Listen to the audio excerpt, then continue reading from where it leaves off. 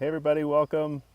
We're just getting things set up at about 7:55. I think we're gonna turn on the countdown timer. So if you got any friends that would like to play 3 rounds of Motor City Wesley trivia, we got famous and infamous Methodists. We've got holy heresies, fun with holy heresies, and we've got who said it? John Wesley, Charles Wesley, or William Shakespeare. So those are the 3 rounds. We've got teams set up. If you're with Northville First UMC or Birmingham First or Dearborn First, or you're a mission intern, or you're just a student or friend of Motor City Wesley, you can find teams for all of those. If you don't find one that fits, just join one anyways and you can be part of a cool team. We're encouraging everybody to maybe be chatting online or hosting a watch party on Facebook for the live stream here so you can watch and kind of interact with each other. We will do some breakout times, so in between each round, where we'll have 3 questions that hopefully help you think through or make some sense of the silly trivia that you just participated in. And I guess now's the time to start our countdown. So kind of here we go, and we'll see you on the flip side. Okay.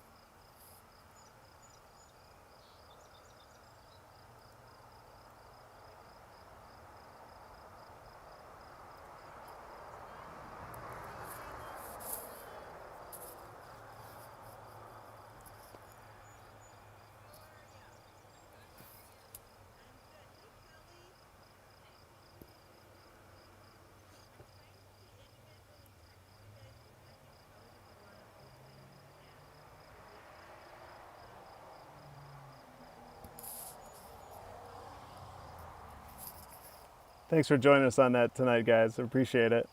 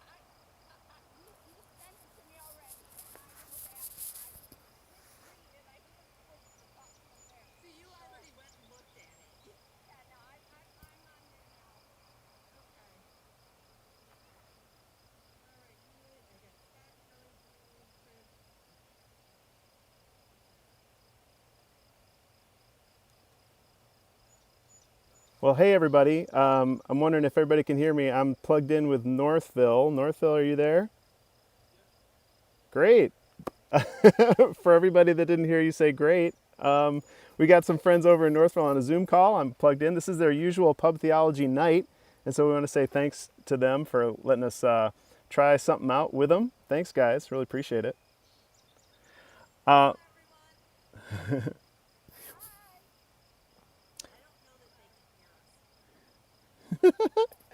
I'll share your. I can hear the people from Northville, and so if you have any particular insights, I will share it with the rest of the internet world. Does that sound good? Internet world, Northville says hi. So we appreciate that. We're coming up on the kind of the countdown for our trivia night. There's going to be 3 rounds tonight. There's just 10 questions each.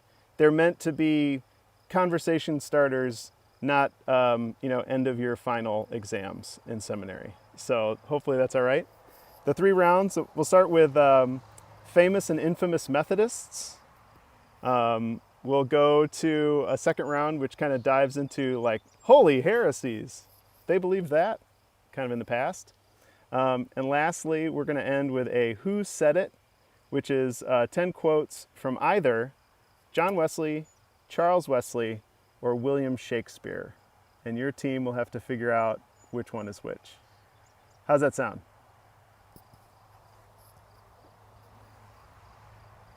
Yeah, if you log on there on the at crowd.live and use code, oh, what does it say? It's behind the thing on my screen. M8DCN, you'll join the game with your own nickname and you can choose your team. So please do that if you can, and we'll see. The winning team will be, we're going to make a donation in the honor of the winning team to UMCOR's COVID relief efforts. So some bragging rights and some actual goodness in the world will come from your answering silly questions tonight. So it's a bit of an experiment. If anything goes wrong, we'll just try to figure things out. Thanks to all of those who are out and about on the internet, forming your own teams, playing along. Thank you for doing that. Invite your friends to join. If they jump on the second round, I think that's fine. And we'll have a few questions in between so that you can chat with your friends about them. Okay? Here we go, I guess.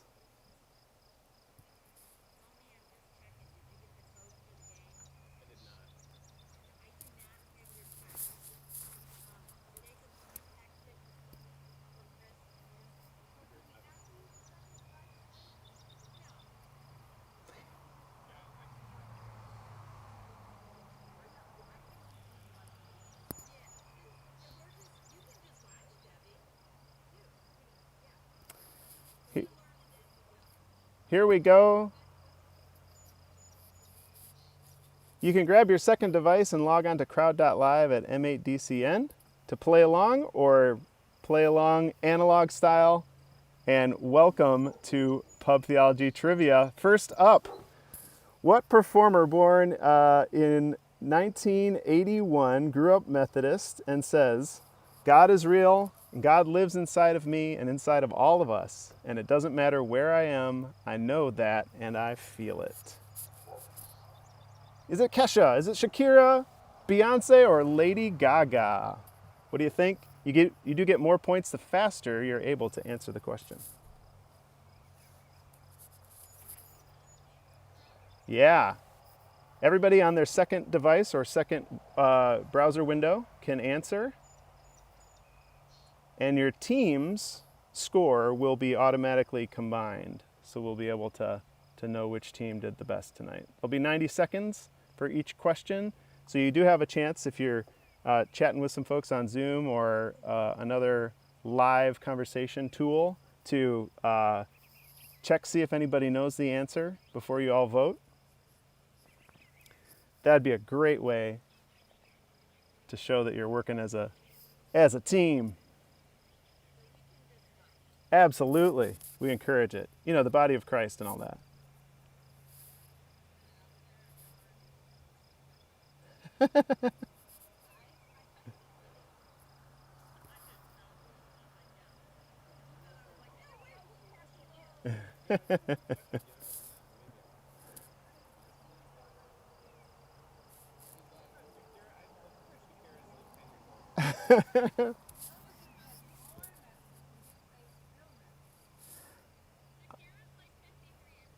All right, we do have some answers coming in and some first scores. We got Mary Gladstone Highland out in front with 88 points, finding Beyonce as the person who said that quote and who has grown up in a Methodist church down in, I think, in Houston. Is that right, everybody? I think that's right. We got some multi-game rankings that will come, and we'll show the live answer results as we go. And are you ready for question number 2? Here it comes. Here is your either famous or infamous Methodist number 2.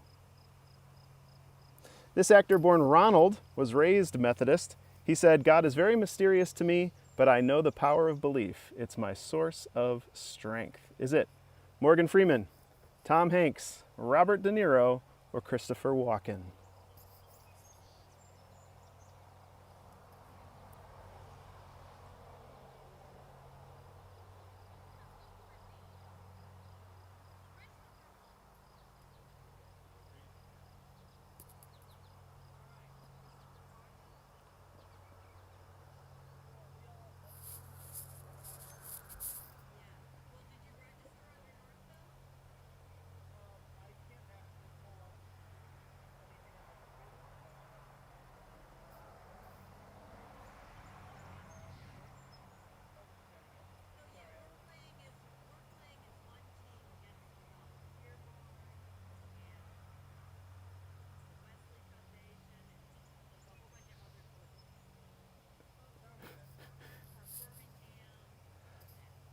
I would be, for one, would be proud to have any of these fine folks, you know, as a Methodist, I guess. But we'll have to see who it is here at the end.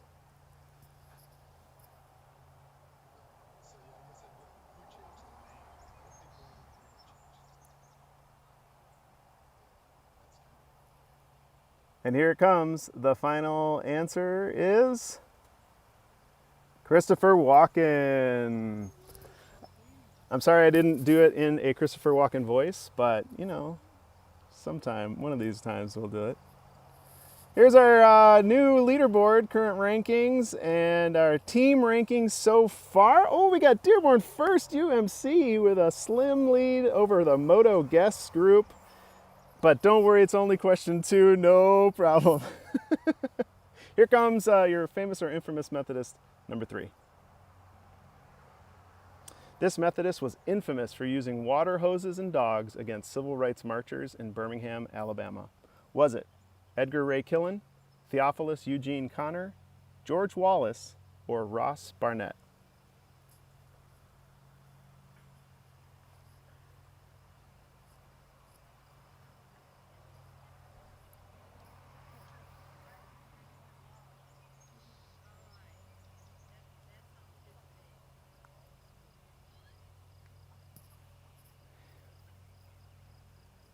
Just to throw a little curveball into this question, there are more than one Methodist listed on this list, but the description of this person is kind of what you have to hone it down to.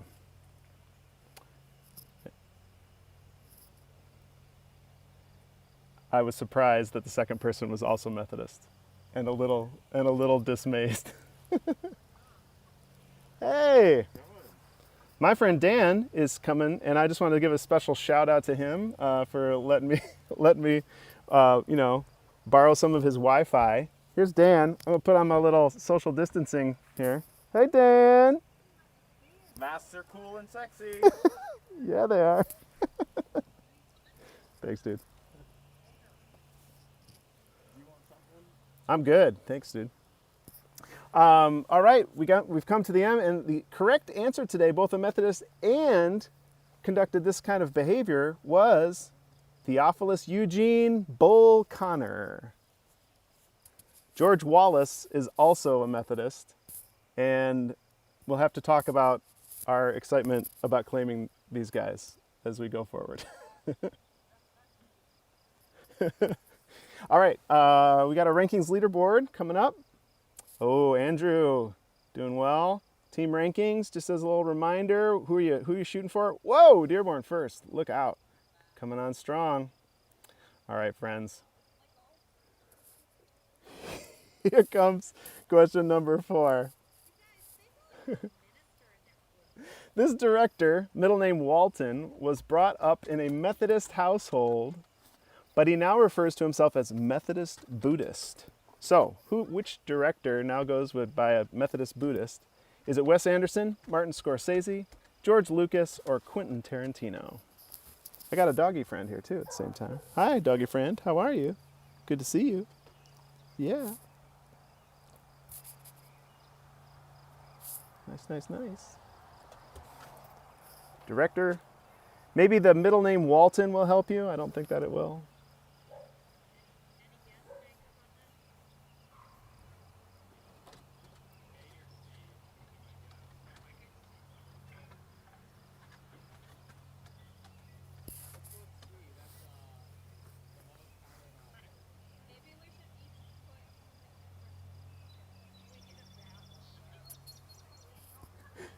Internet world, you should hear the strategy that Northville is putting together. It's great.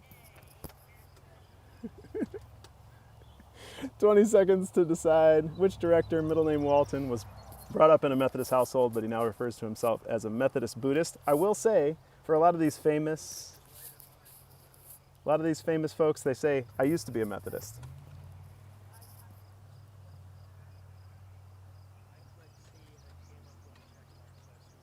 And here we go, showing the correct answer. George Lucas is the one. Very good. Our rankings leaderboard, just to keep an eye on things. And our team rankings. Anybody closing the gap? A little bit. Let's see. Oh, there we go. Hold on. All right. I like it. All right. Here we go. Question number 5. Famous Methodists. This serial killer once served as the vice president of his local Methodist youth fellowship. Watch out, all you youth leaders out there. You too may have someone in your group. The options are Ted Bundy, Jeffrey Dahmer, John Wayne Gacy, or Jack the Ripper.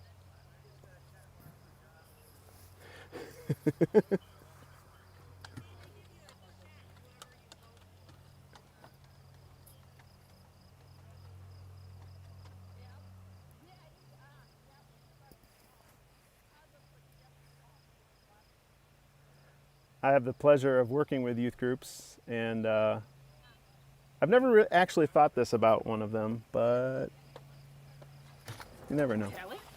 Hey.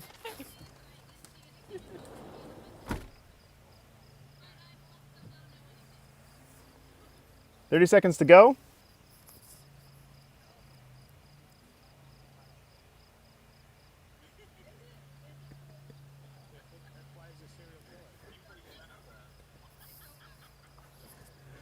One additional factoid is that a Methodist pastor was requested at the time of his execution. 5, 4, 3, 2, 1. And the correct answer is Ted Bundy. I guess we put that in the infamous category. Here are our ranking leaderboards. Andrew is holding on to the lead at the top there. And our teams, here we go. Still doing good, still doing good. All right. All right, friends, number 6. This author of supernatural novels says, I went to Methodist church for years as a kid and Methodist Youth Fellowship on Thursday nights. Was it Stephanie Meyer, Stephen King, George R.R. Martin, or Buffy Ann Summers?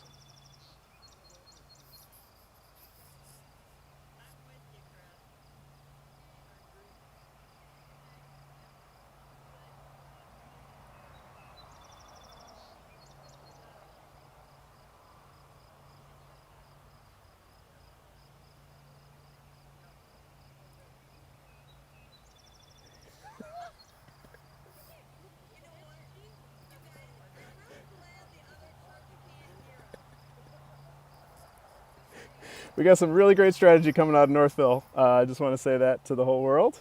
Really appreciate their ingenuity. Also,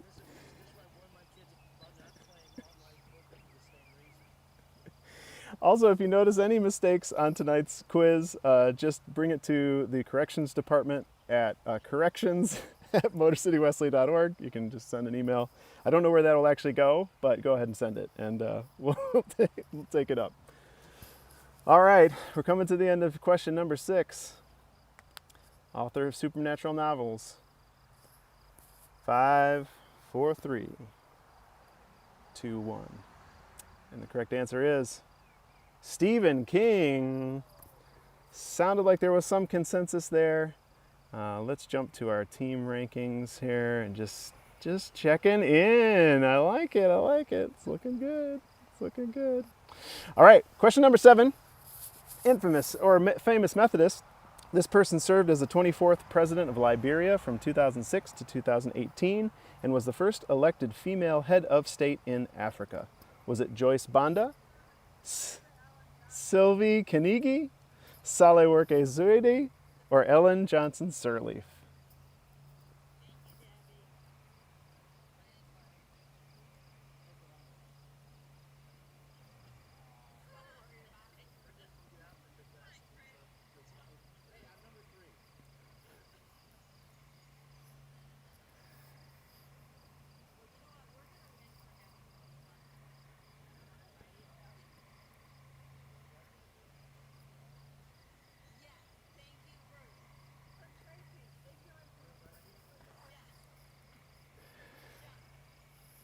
We are excited about all of our local churches who will put in instant feedback quizzes and trivia up against their preaching pastor from now on. If you need any tutorials about how to do that, just give us a call. Motor City Wesley and Moto Creative, our creative arm, is available to help you out with those kinds of witness in the world. We have about 10 seconds. Who was the first elected female head of state in Africa out of these 4?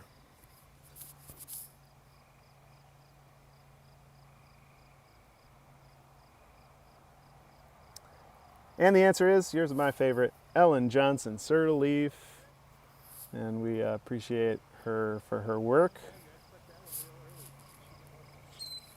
Here's our rankings leaderboard, Andrew. And Sharon's still right up there. That's great. Your team rankings are right here. And they continue to be what they are. It's just, they're locked in.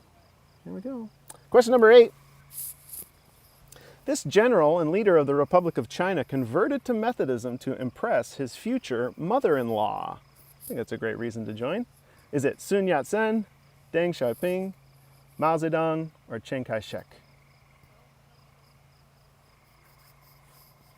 I can just hear the typing into Google now.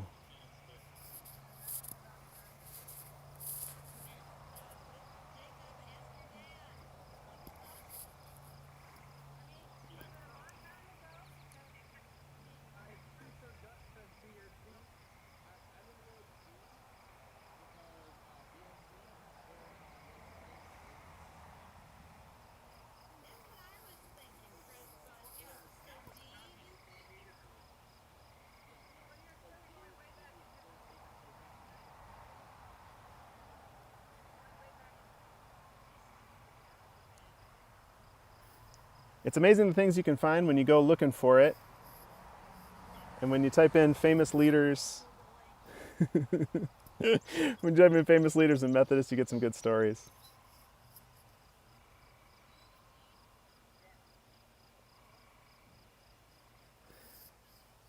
I think this is a bold move on anybody's part, just to go and convert, just to impress your future mother-in-law. I think that's a good move. Well, 5, 4, 3, and 2, and 1, and here is the answer: Chiang Kai-shek.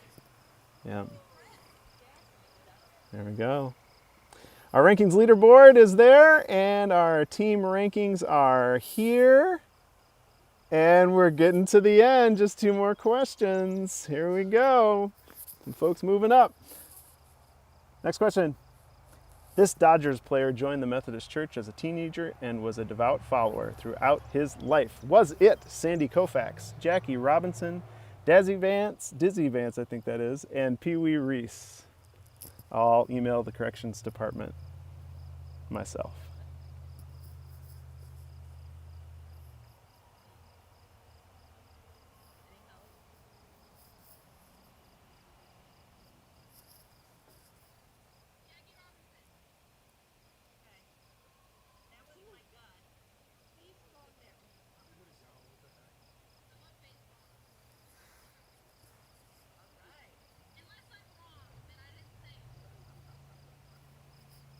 As I was looking things up, I was just as surprised to find out that all these folks were Dodgers as I was to find that one of them was a Methodist.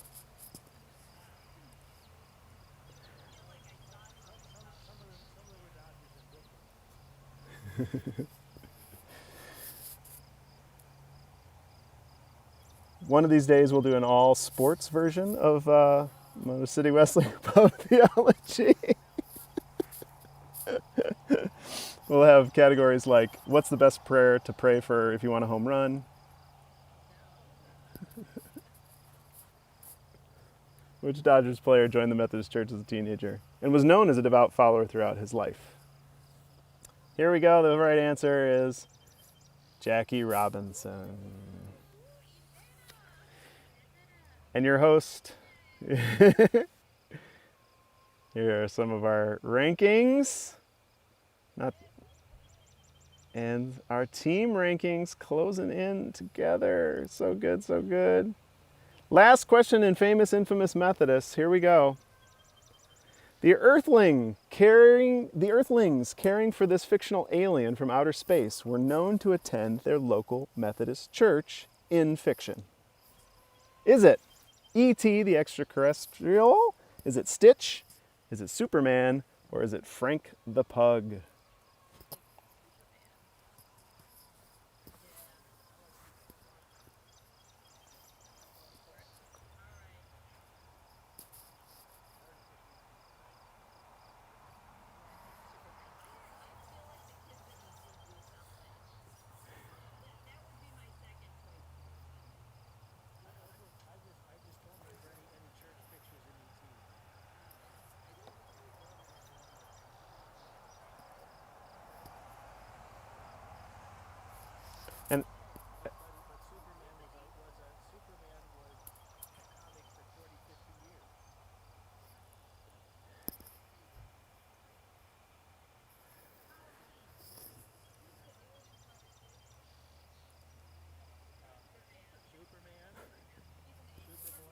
And there's some good conversations here about some origin stories. And as far as I know, this is in canon.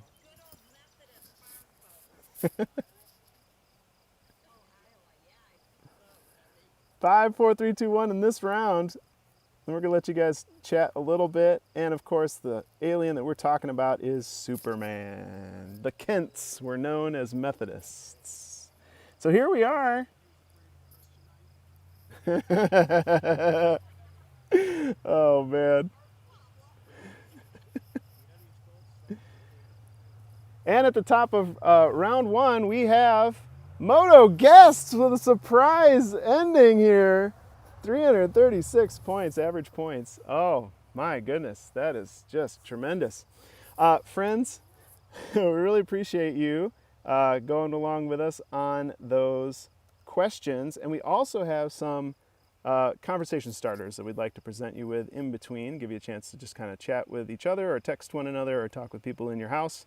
So, our round one questions are as follows. Which person's Methodist connections delighted you the most?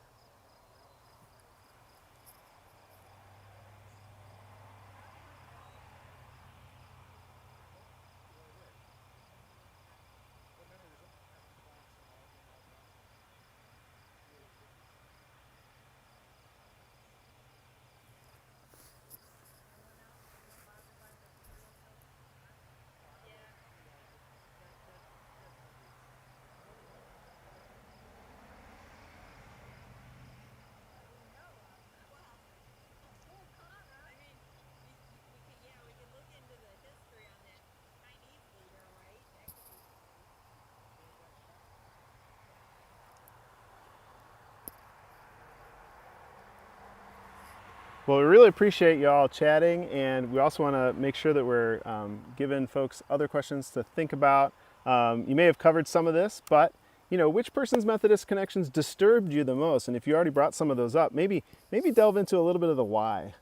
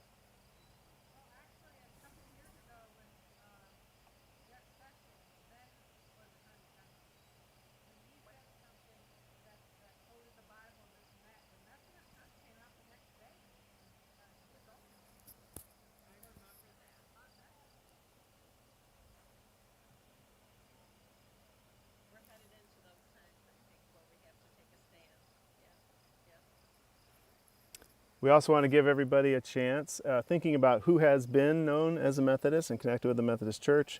We want to give you a chance to talk and think about what is it like to be in a church, a faith tradition with such a variety of members and participants. How are we called to be the church, even when we know there will be some famous and some infamous folks around us? Take a minute to talk with your group about that.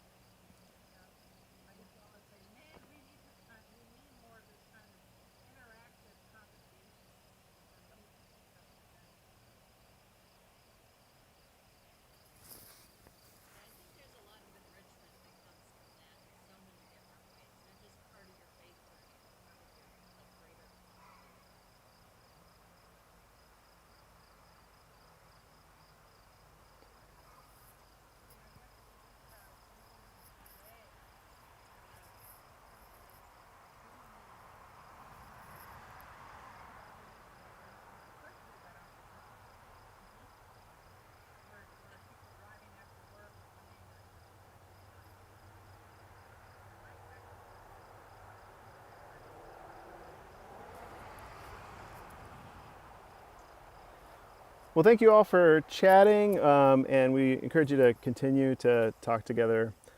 We do have a couple more rounds, and this is one of those moments where we're not quite sure how it'll work. We're going to end the previous game, and hopefully we'll be able to carry everybody over into the next one. If not, watch the stream here, and at the bottom there should still be, there will be a new code. So you'll go back to crowd.live and enter a new code, and you can rejoin the game. That's if we can't do it automatically. Let's see what happens here.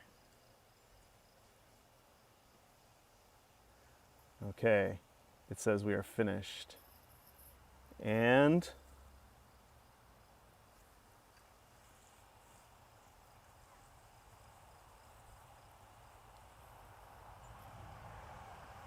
next time we'll have to bring a crowd.live person along with us.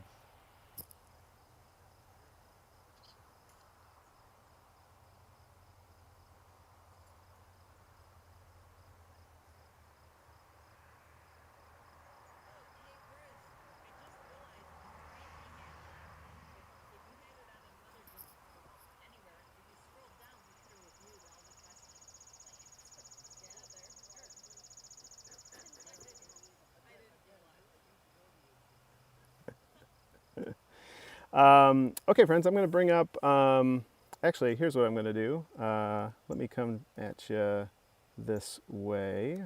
Hopefully, hello, my name's Carl. Nice to meet you. All right, I'm going to bring up the next game here on our platform. And it's just a matter of, seeing if I can do two things at one time with my brain. And, sometimes that's very difficult.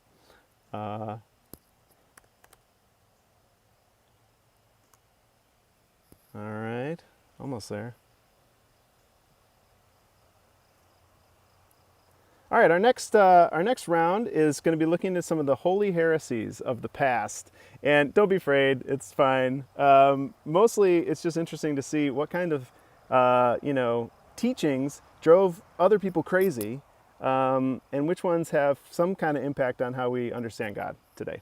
So we have a couple of different versions of the question. Mostly, it's this group of people taught this. What problem does that cause for us today? Or here's a teaching. Can you identify the name of that heresy? And those will be a little bit of a crapshoot, so don't worry. Everybody will be doing some guessing here today. So here is our Moto. Here we go. There we go. So you're going to go to crowd.live and enter code T7NEC, and let me bring up that page for you to see. Just a second. There we go. See at the bottom there, crowd.live, enter code T7NEC.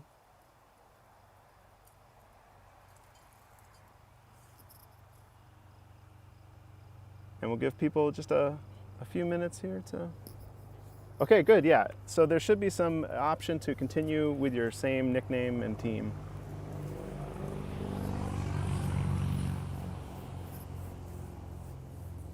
We'll give people just a few minutes here to get over there. Let me check on our game.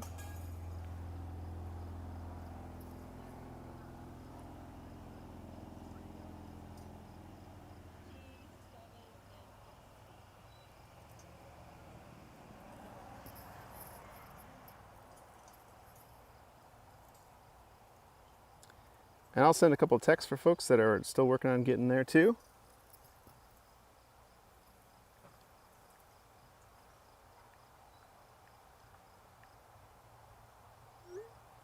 There we go. All right. Well, let me check in with my Northville friends. How are we doing? Everybody connected that's looking to play? Just some thumbs up? Some good? All right. And I'll bounce back here and get started. Thanks so much, everybody, for doing this.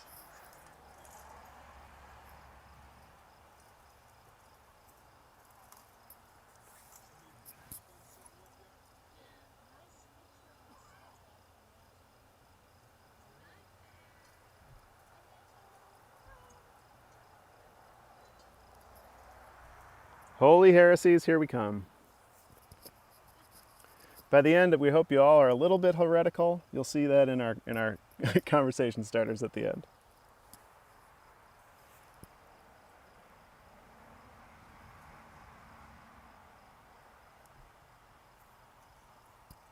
And here we go. All right. Docetism teaches that Christ was a phantasm and was not actually a physical being. What theological problem does this heresy create? Does it make Jesus too docile? It confuses his identity with the Holy Ghost? It means that his death on the cross was an illusion too? Or phantasms can't wear sandals? Make your best guess. And really, it's just an opportunity for us to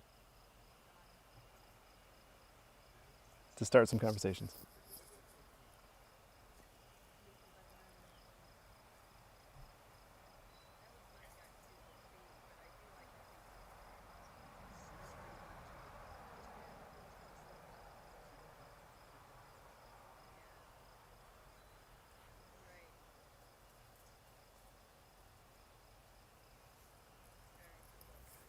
About 30 seconds. What is Docetism?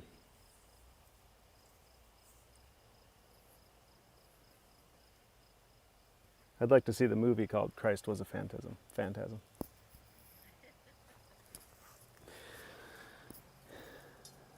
10 seconds. Let's see how we do.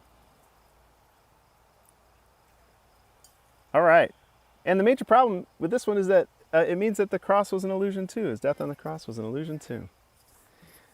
It's part of the reason why we maintain this kind of commitment to fully divine, fully human, actually on earth.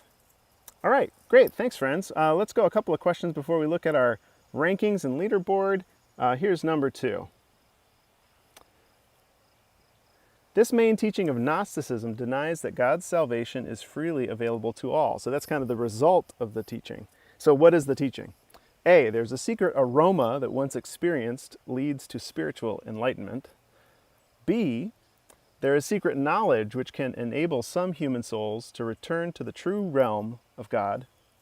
C, God's essence resides in an eternal holy Noki, but you never know which one. That's definitely the right answer. D, God is like a trader of salvation looking for the best deal for her customers.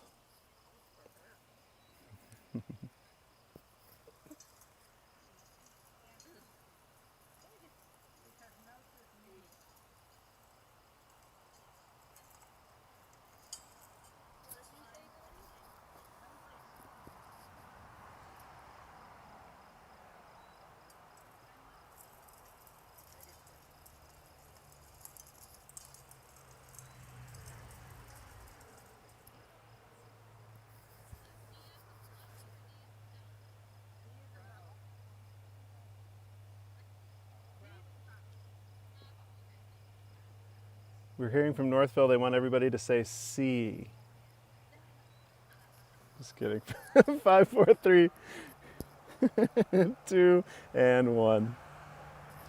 And correct answer, of course, is C. B, the secret knowledge that can enable some souls to return to the true realm of God. And it's interesting to see how that kind of leads to interesting behaviors on the part of a church that might teach that.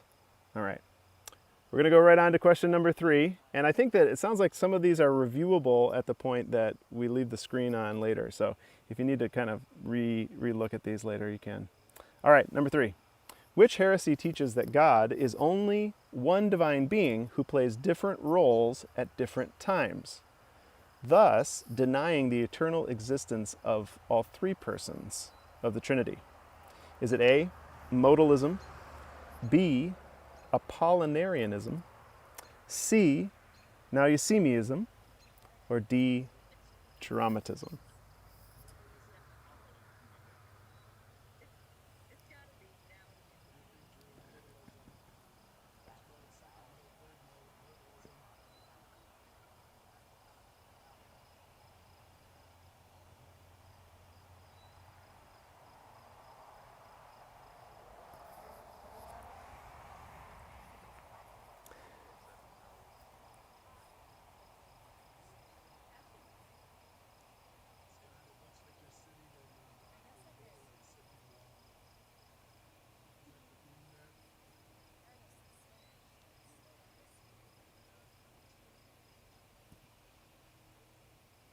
All right, just a few seconds here. Which one of these is a heresy that teaches God is only one divine being who plays different roles at different times?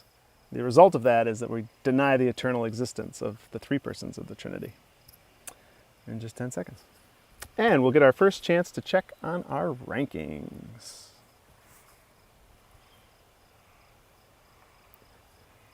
Here we go. The correct answer is modalism. This is one of my favorites because it had a great kind of image of this like God statue with like three faces on the head, and you could just turn it around like battle action He-Man. Something like that.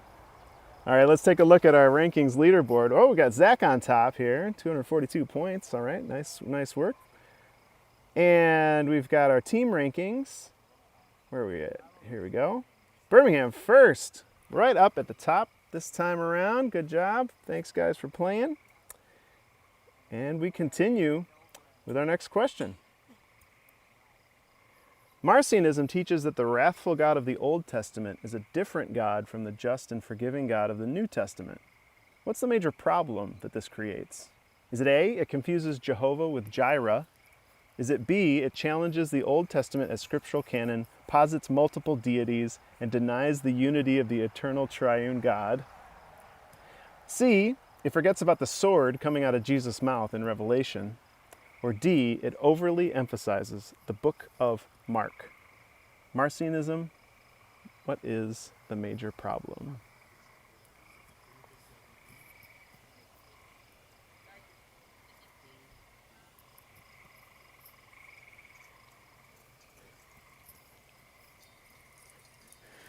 We're giving shout outs to all of my seminary friends who are looking around going, finally, my degree pays off tonight.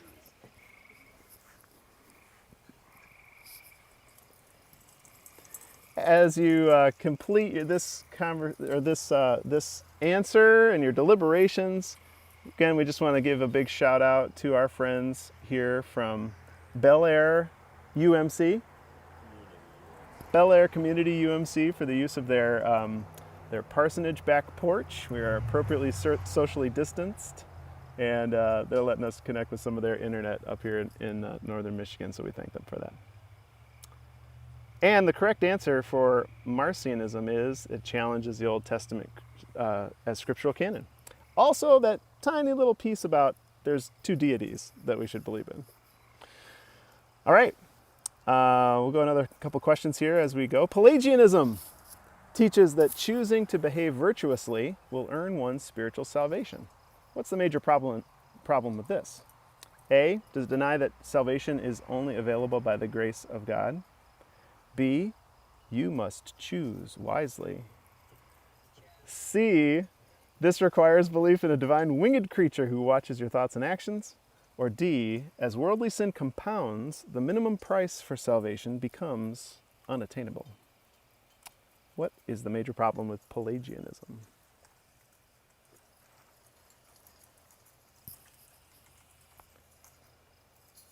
We got my friend Dan here in the house. Dan, you want to give everybody a hint? What do you think the major problem with Pelagianism is? I did not raise my hand and say I know that one, so I'm going to keep my mouth shut. Dan is not raising his hand. He's going to let you all suffer through this on your own.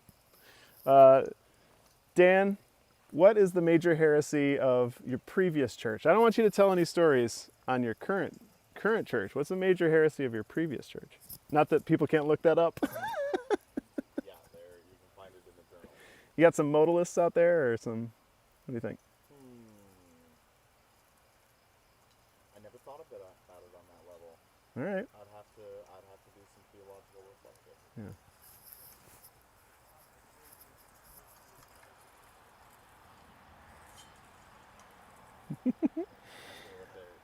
All right, here we go. And tonight's correct answer, anyways, is that it denies the salvation is only available by the grace of God. It kind of a works righteousness kind of perspective. Thanks for bearing with the corrections department on tonight. And again, corrections@motorcitywesley.org if you have any suggestions for next time. We'll just take a quick peek at the team rankings. Birmingham first, holding on to the lead up there this time around. Nice job. And here's our next question. This heresy teaches that the world is caught in a conflict between the forces of good and evil, led by two divine entities, which leads to requiring belief in an evil God. We're kind of fans of that. B, Manichaeism, C, dual deism, or D, Metachlorianism.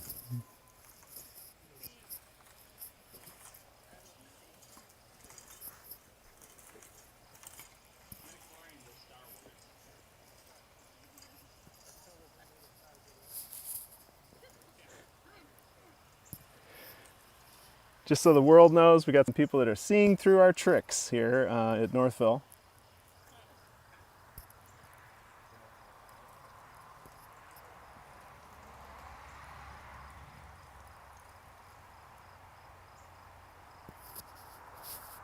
I wonder what it is about us that...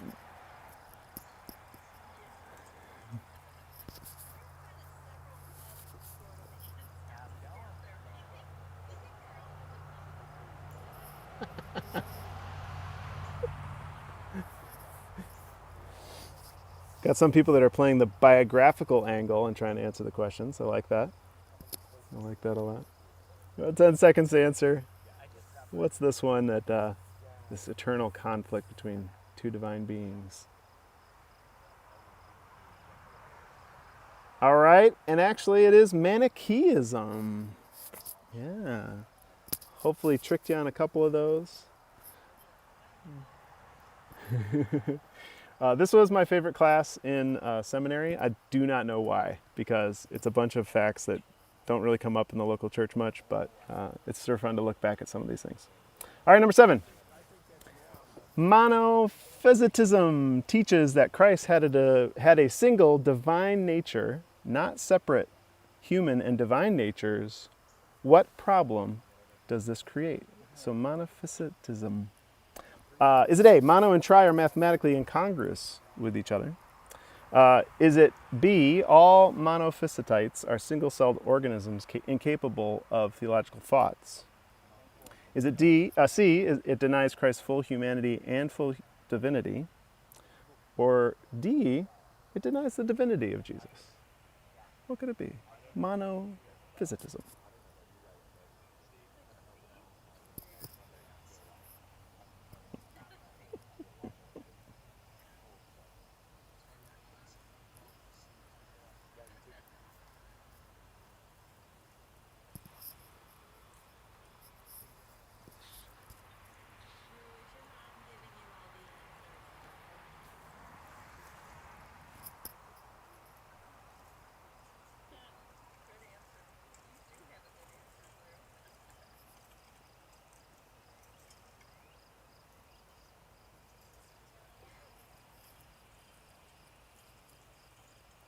All right, just a couple seconds here for monophysitism.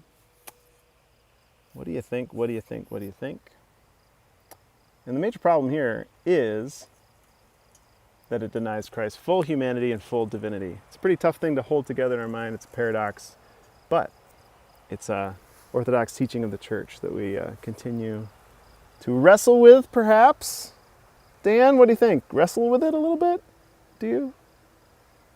I'm going to say yes. Dan wrestles with it, so it's fine if you do too.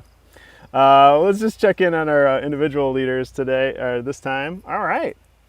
Got some folks up at the top there. Michael and Sophia coming up. Nice work. Love it, love it. All right, on with our holy heresies. Number 8, this heresy teaches that a person's soul has an individual part and a divine part. The individual part is not eternal. The divine part is eternal, but not individual. Therefore, it denies the resurrection of the dead as proclaimed in the Apostles' Creed. Is this heresy called noturnalism? Is it called avarism? Is it called de la soulism? Is it called anti-apostolicism? What do you think?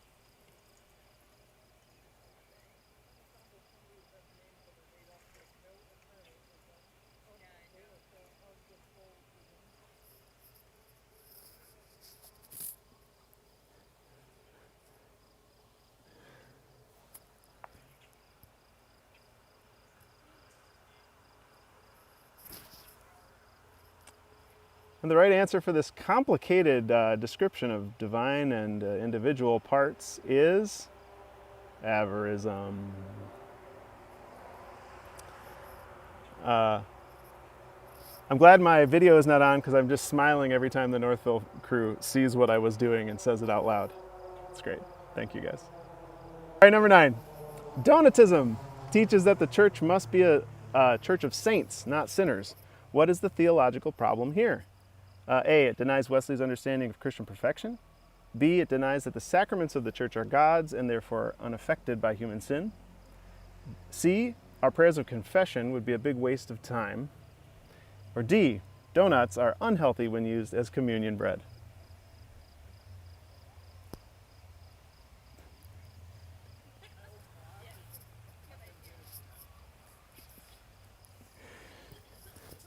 Dan, you ever use donuts in your communion bread? No, but only because I don't. I've never had a youth group. Gotcha. No youth group for Dan, yeah.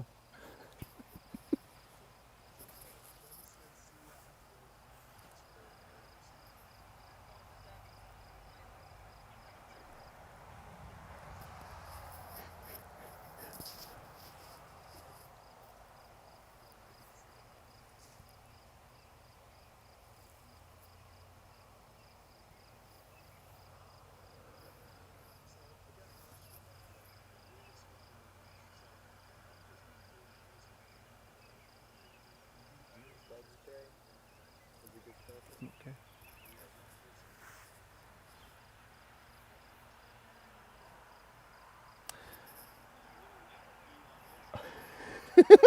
All right, the answer for this one, for Donatism. Donatists were big fans of saying that sinners couldn't serve the sacraments. And so they were labeled as a heresy because the church wanted to say that all saints are sinners and we all need to keep wearing that. So, sacrament, it denies that the sacraments of the church are God's and that they are unaffected by human sin. All right, and our last question before we check our final answers for this round. Arianism. Oh, this is the big one, y'all. Arianism teaches that Christ was a creature. The result is that our worship of Christ would actually then be idolatry. What slogan did followers of this heresy chant? Was it: "An Arian is one who denies the Godhead of Christ. We scarce need say the supreme eternal Godhead"? Pretty good chant. Number B, he was born, so I am born again. Was it C, Hail Arius? Or was it D, there was a time when Christ was not? What was the slogan of the Arianism crowd?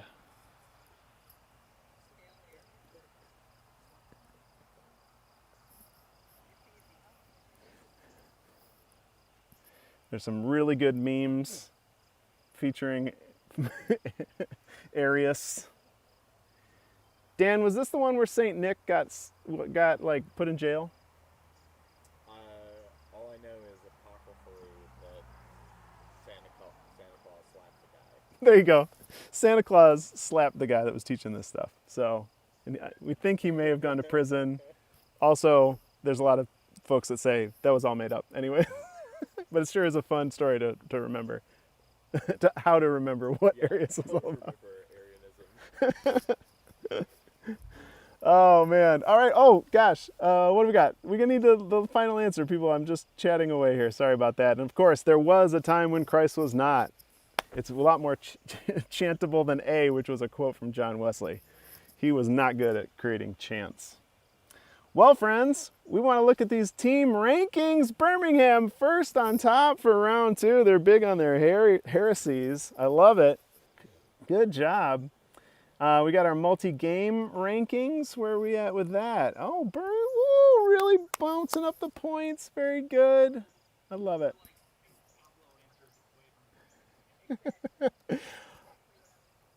Oh, man. I do want to throw a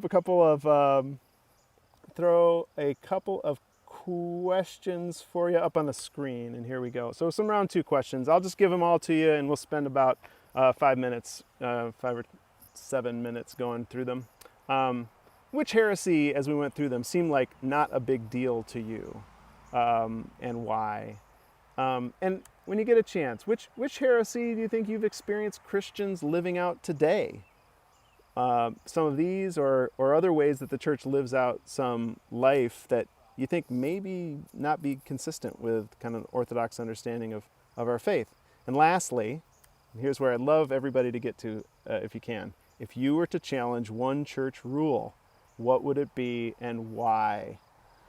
What is the kind of heresy that you would espouse? I'm going to leave that one up, but I hope you can chat about some of the others as well. Take a few minutes to chat.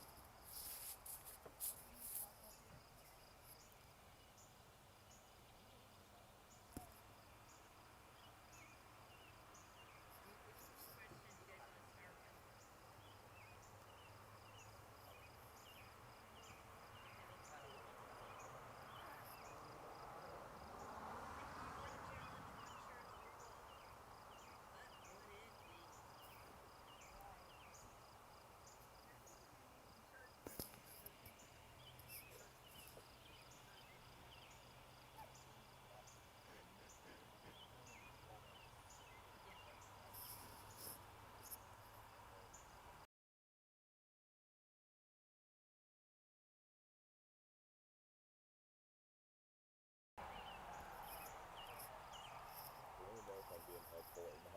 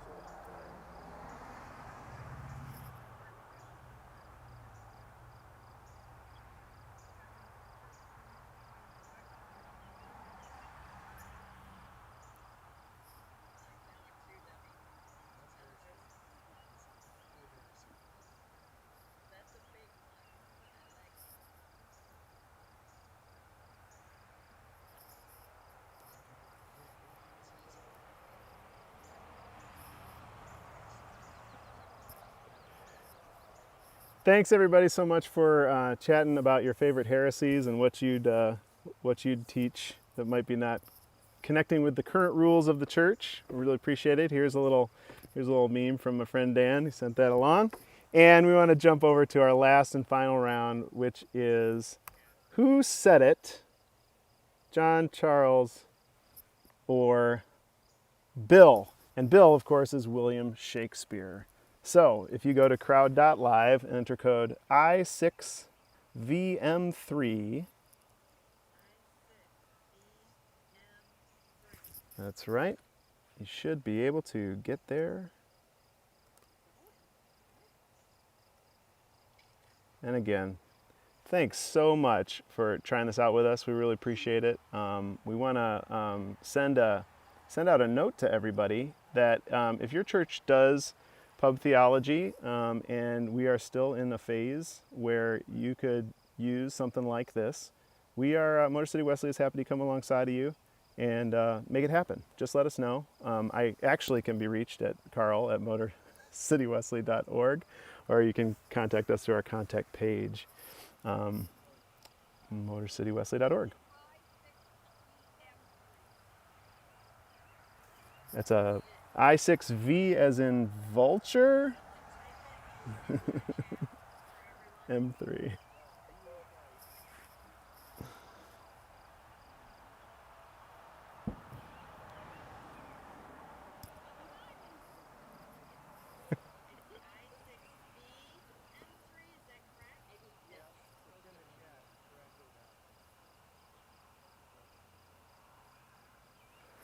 All right, friends. I think there's a little less time for each question on this round. So you'll just have to choose John, Charles, or Bill for each one, and I think that some of them will be obvious. Poor these poor characters in this next round. You know, they're kind of pigeonholed a little bit with their language, but and we will just see how we do. Again, thanks. We will use the multi-game rankings as for who is on top at the end of this round, and we will be making a donation in the honor of that team to UMCOR for their COVID-19 relief efforts. We really appreciate your time.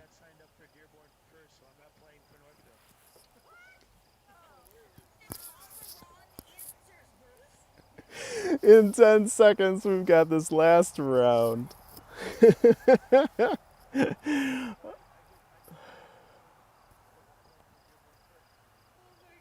And here we go. Who said, "Now God be praised that to believing souls gives light in darkness, comfort in despair"? Was it William Shakespeare, Charles Wesley, or John Wesley?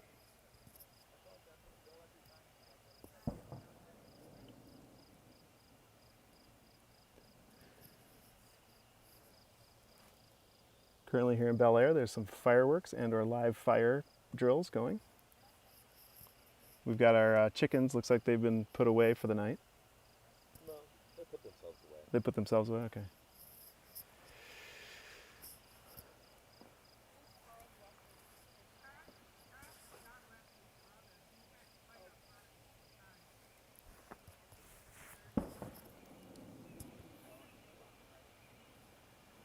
All right, we got a little bit of time here.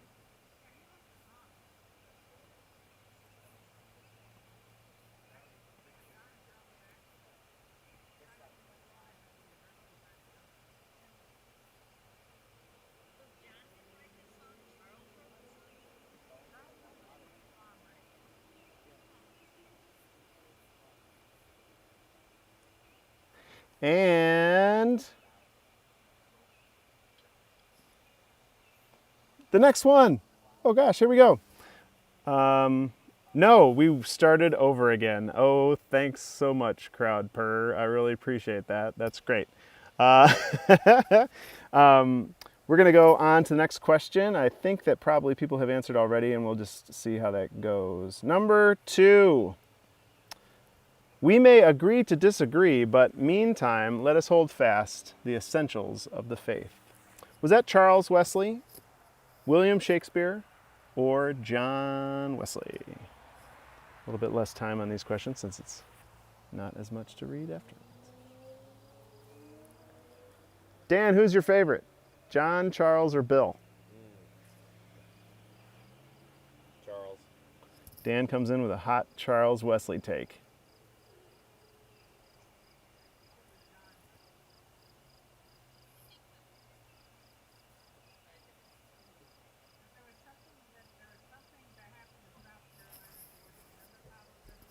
His form of expressing spirituality is less glowing than John's.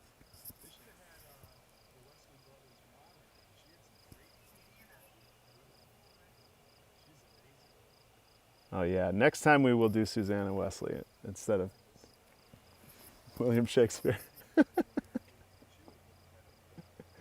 See, this is the kind, Northville is helping us understand our unexamined patriarchy, and that's exactly what the corrections department needs to hear from. corrections@motorcitywesley.org. All right, and of course the correct answer, I forgot to do this for the last one, but correct answer for that one is John. Some disagree about whether or not he coined the term "agree to disagree," and I just think that's funny. All right, third question. Who wrote this? "The joy and desire of my heart, For closer communion I pine. I long to reside where thou art, the pasture I languish to find. Was that John Wesley, William Shakespeare, or Charles Wesley?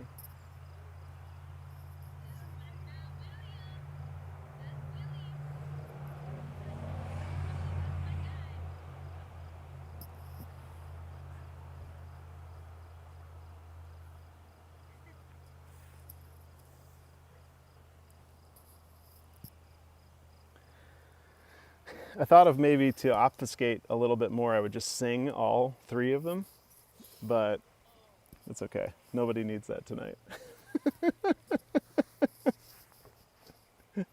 A couple seconds to choose. Who wrote this lovely little text we have here? Of course, the correct answer,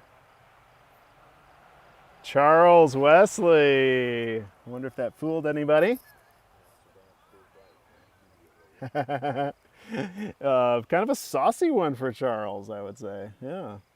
Let's check in board. Let's see who's up there. All right, Zach. Nice job. Anna, second place right now. All right, looking good. Our fourth question in John, Charles, or Bill is here. Who said this or wrote it? In me the stubborn evil reigns, the poison spreads throughout my veins. A loathsome sore disease makes all my soul and life unclean. My every word, work, thought is sin and desperate wickedness. Was it John Wesley, Charles Wesley, or Bill Shakespeare?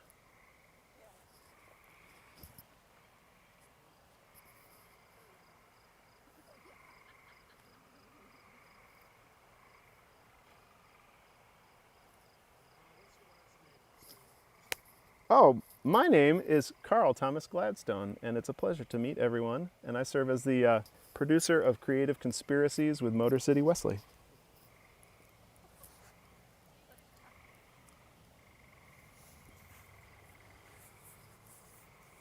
Few seconds to make your choice. And the answer is good old Charles. I'm telling you, that guy.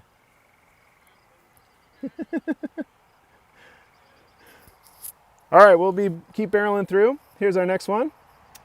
Number 5. Can nothing be found to lessen those inconveniences which cannot be wholly removed, to soften the evils of life, and prevent in part the sickness and pain to which we are continually exposed? Without question, there may. A dramatic reading by Carl Thomas Gladstone. Was it John? Was it Bill? Was it Charles?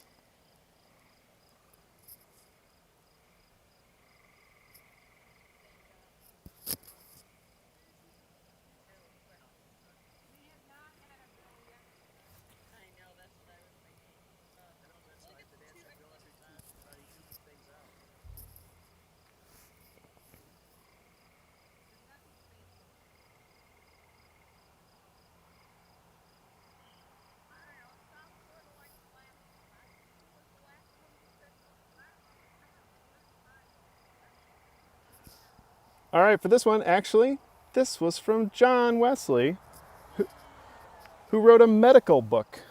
One of his pamphlets was a medical book, and this was his reflection on that. So, well, good old John, yeah.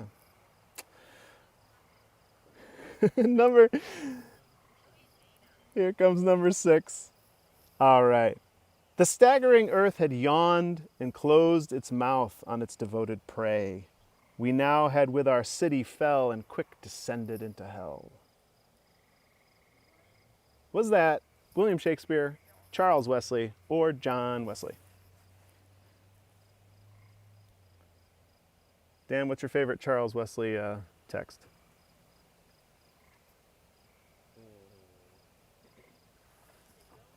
I'm a big fan of and can it be that I should get.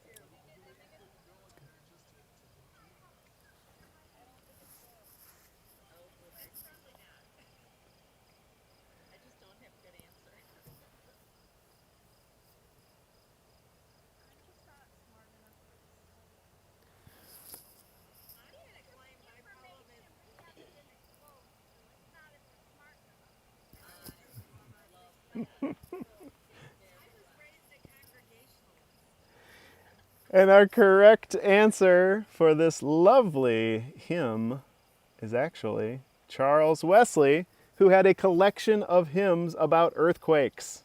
This is how amazing he was.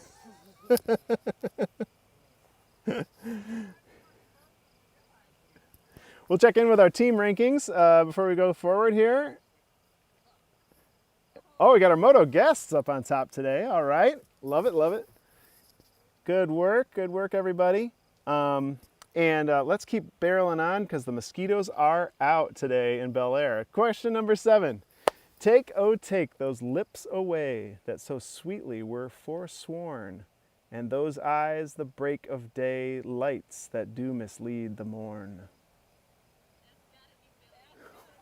Was it Charles Wesley, Bill Shakespeare, or John Wesley? Maybe that was John, you guys, when he was having his affair. I don't know. I would definitely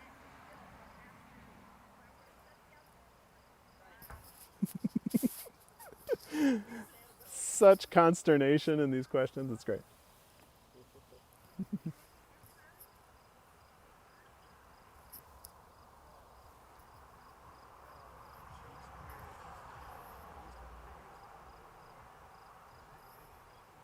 Yeah.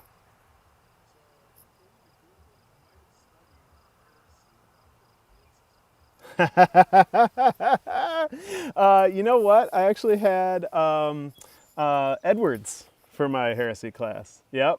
But I did like my Calansis classes. Oh, I think, did we see that one? Here we go. There we go. There's our Bill one. Yeah, there we go. All right. Mourn, yeah, that was a clue. All right, here we go. Number 8. I accordingly made 3 lots. In one was writ, Mary. In the second, think not of it this year. And after we prayed to God to give us a perfect lot, he drew the third, in which were the words, think of it no more. Was it Charles Wesley, John Wesley, or William Shakespeare casting lots?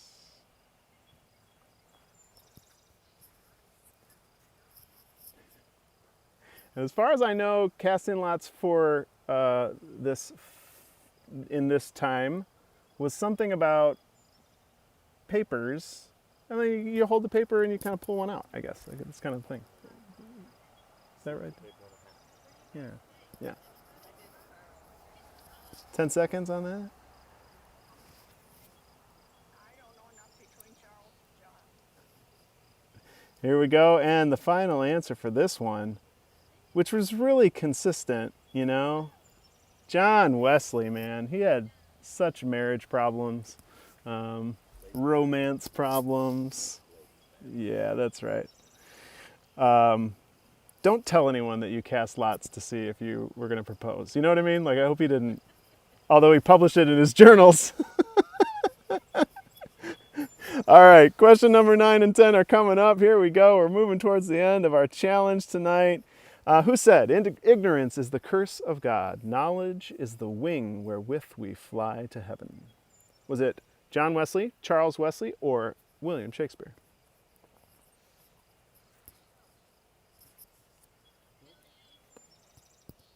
I'm looking at Dan. Dan, what do you think? Don't say. We don't want hints. Oh no, I was just laughing at how John Wesley has no chill. John Wesley has no chill. That's exactly right, Dan. Ignorance is the curse of God. I just like this one. Ignorance is the curse of God. Knowledge is the wing wherewith we fly to heaven. Couple of seconds.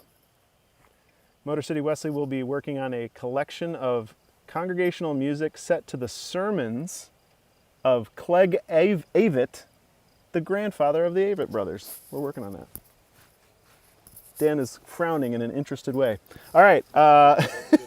So the correct answer, of course, this time was Bill, William Shakespeare, talking beautiful about flying to heaven and stuff.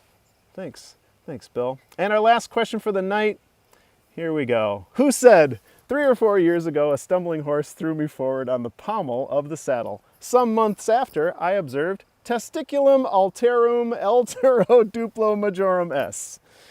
In May, it was grown near as large as a hen's egg. Sorry to spring that on you, but was that William Shakespeare? Was that John Wesley? Or was that Charles Wesley? Discuss. That's Romeo and Juliet, right? Yeah, so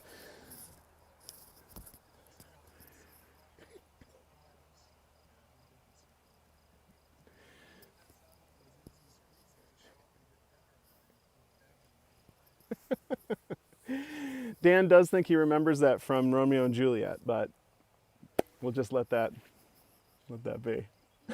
All right. And of course, the correct answer, I had to find it. It took me a while to find it, but that's from John Wesley's journals. What a funny thing to enter into your journal. Okay, it's the big reveal. Let's see who first. Who was the topmost individual here this evening? What's that? Zach and Anna and Elena, the top 3. Very good. I love it. And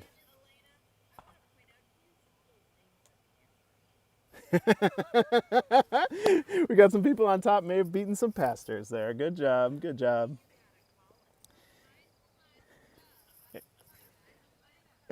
And the winning team, who will be honored with a gift to UMCOR's COVID relief efforts, is Moto guests.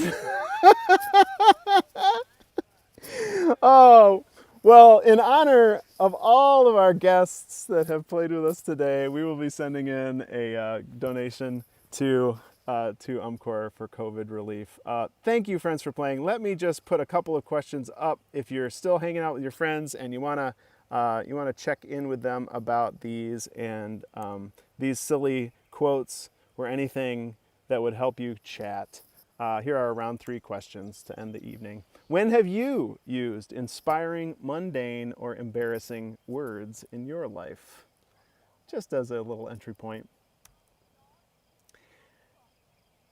Second, should Christians cast lots to determine God's will in their lives? That might be a good one to talk with your friends about. And lastly, where else in popular art and culture have you experienced mentions of faith, God, church, and etc.? And I might just add, how has it affected your understanding of your own faith? Thanks so much, friends. We really appreciate it. Motor City Wesley is here to serve all the churches and students and campuses of Southeast Michigan. And we just want to say thanks for your support and engagement for doing that.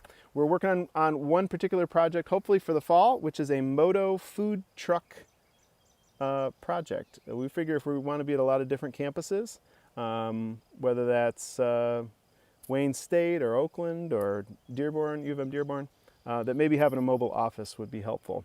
So on our way out tonight, I'm just going to play our little Moto food truck intro. Thanks again, and congratulations to all our guests tonight who came out on top. Thanks so much, and have a wonderful evening. Everybody, here we are on campus. An empty campus, no one's here. Let me tell you a funny story. Over March and April, we engaged more students this year than we did over the last 2 or 3 years on average. People are still hungry for campus ministry here at Wayne State and chapters at campuses all around Metro Detroit. And so for the next 2 weeks, we're gonna be kind of casting a vision for what life could be like after the coronavirus for campus ministry in this area. And here's how we're gonna do it. I wanna introduce you to this little neck of the woods. I wanna introduce you to my food truck. It's called Thy Sweets. It's based off a passage from the Wesleys. And the idea is that this food truck can go anywhere that we need to go on any campus that we need to go. It'll allow us to be at any campus we need to be at. It serves great desserts prepared by United Methodist churches all over the area. People can come and grab something for free or low cost. Maybe we got some mobile Wi-Fi. We get to meet lots of folks and ask them if they had $100, what kind of conspiracy of goodness would they do in the world? So for the next 2 weeks, we're going to be inviting students and alumni and you to tell us about your food truck. What would you serve? What would it look like? What would the missional impact of your food truck be? And when you share that, we invite you to challenge others to share their own missional food truck ideas. And we invite you to head over to our collective fundraising campaign that campus ministries all across Michigan are doing and sign up just for $1 a month. We're looking for as many $1 a month donors as we can get. And we really appreciate the opportunity to prepare to get back to this campus and everyone else that we need to. Thanks, everybody. Peace.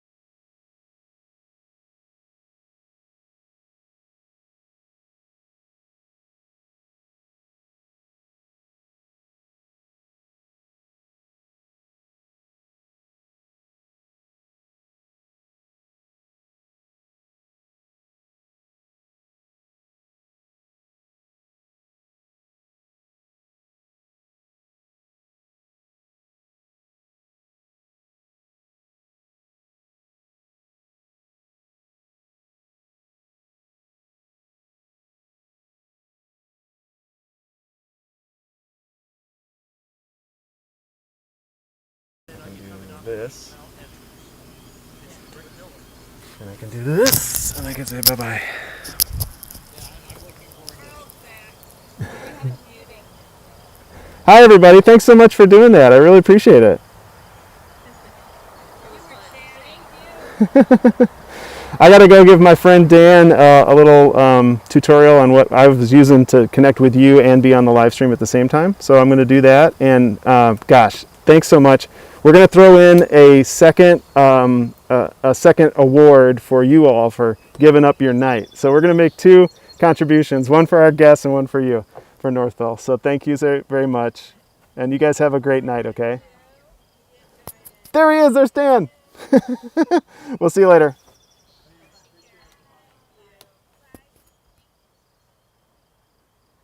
So you were just ultimately you were just doing that on Zoom. I was doing No. Zoom. We had probably 5 to 10 viewers on either Facebook Live or YouTube, but it was Gotcha. going to all 3 places. Gotcha. They had the bulk of the participants. So at the point that they, I was trying to figure out, well, how do I have them watch a live stream? You know what I mean? Mm-hmm. And that just wasn't working because they've tried that in the past and they Yeah, had technical the difficulties. Screen share never works great. Yeah. So in this one, you can set up these hotkeys, which it's Mac native. You can pull in these, various feeds. You can go from, kind of your slides. I have to figure out how to show. Why doesn't Keynote have a virtual box that you can show? You know what I mean? So that when you do a screen share on Zoom, you don't have to show your whole screen. I don't know. Does it not? I couldn't figure it out. If you find it, let me know. So I've been exporting to HTML and then showing that. I could share a second screen if I was connected to a second screen, maybe. I haven't figured it out. I don't know. But you can also What are then, you trying to share to? So what program are you trying to share Keynote to? so we have been doing StreamYard, which is like a Google Hangout, the old Google Hangouts on Air. Yeah. And then you can, so I typically am, my computer hosts the Keynote and my video. Mm-hmm. And everybody else kind of is Skyping it, StreamYarding in to talk and read and all that. So yeah, so when I've gone to try to share to Keynote, share my screen and choose the application Keynote, it brings up the controller screen on here and the display over here, Gotcha. and I can't do anything else when I'm doing that. The solution really is to have the guy that makes the Keynote slides be the one presenting his screen, Right. but he won't do that. Yeah. Uh, Yeah, okay, so that's been my real concern in this is that